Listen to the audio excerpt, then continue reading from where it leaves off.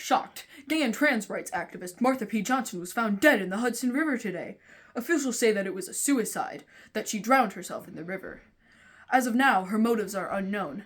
Let's take it over to Jesse in the field. Yes, Tom, I'm at the Hudson River where Marsha P. Johnson's body was found just this morning. I guess she couldn't handle the pressures of being an activist.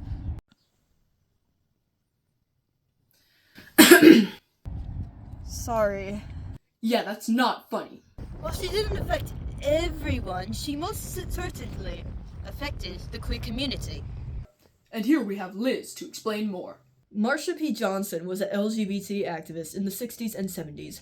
She deemed herself to be a gay transvestite and a drag queen. Marsha led a lot of protests during this time, speaking out for gay, trans, and people of color. Hey, what do you say? Pass the bill or you'll pay. Why are you here today? Darling, I want my gay rights now.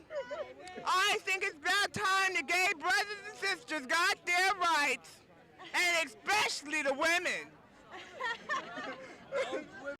She did many extreme things to make her mark on society, like climbing a street pole and dropping a purse full of bricks on a cop car, at least, supposedly.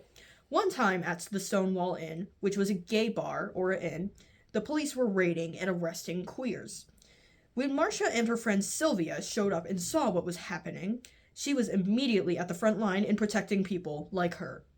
In the LGBT community, Marsha was in the first gay pride parade in 1970 with a series of gay rights groups, such as the Gay Liberation Front and Gay Activist Alliance. Despite this, she spoke out against the way they would exclude trans people and queers of color. She and Sylvia made a group called Street Transvestite Action Revolutionaries, or the abbreviation STAR.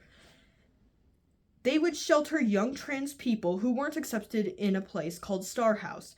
I always be now and then meet these young people that don't have nobody that wants to stick by them and help them, So I help them out with like a place to stay or some food to eat or a little change for their pocket.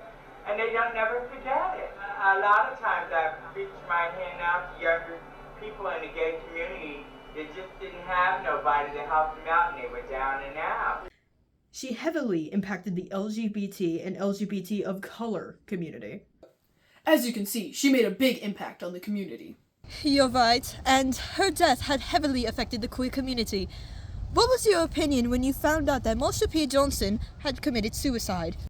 Yeah, that wasn't a suicide. Oh, but officials said that it was deemed a suicide. And I'm telling you, Marsha didn't kill herself. She was too powerful to kill herself. She was obviously hate crimed. By who? I don't know. How would I know? Well then, how do you know it was a hate crime? It's a opinion. How has Marsha's death affected you as a member of the gay community? Yeah, love Marsha. Rest in peace in gay heaven with God, because he loves us.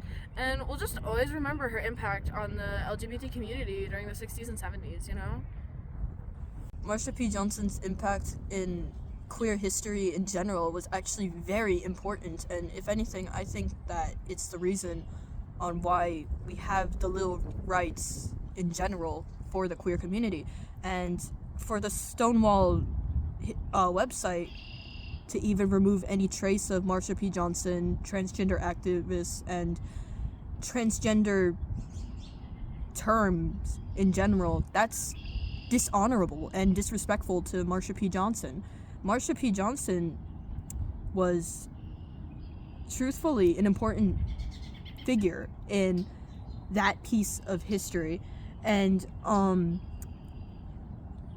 if anything, she did so much that paved the way for the queer community, only for it to end sadly, because she was an openly queer lady in the 90s, mind you, and obviously she's going to be an open target for anti-LGBTQ plus hate crimes.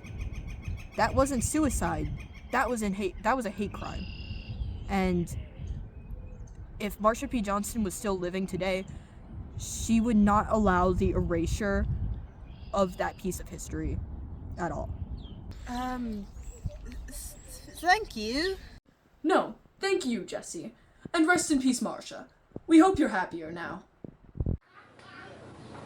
Hello, ladies and gentlemen. I am stay-at-home for you called So.